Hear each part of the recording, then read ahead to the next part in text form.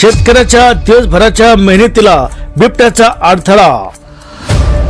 शिरूर तालुक्यातील येवले माथा येथे शेतात परतत असताना ट्रॅक्टर चालक शेतकऱ्याची बिबट्याशी अचानक नजरानजर, जीव थरकाप। येवले माथा या डोंगराळ भागात आज सायंकाळी एका शेतकऱ्याच्या ट्रॅक्टर समोर थेट बिबट्या उभाच ठाकला। ट्रॅक्टरचे दिवे लागताच बिबट्या रस्त्यावर उभा राहिला आणि काही क्षण शेतकऱ्याभोवती हिंडत राहिला। शेतकरी घाबरून थिजूनच गेला।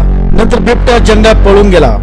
संध्याकाळ होताच रस्ते शेतात जाण्याची धडकी।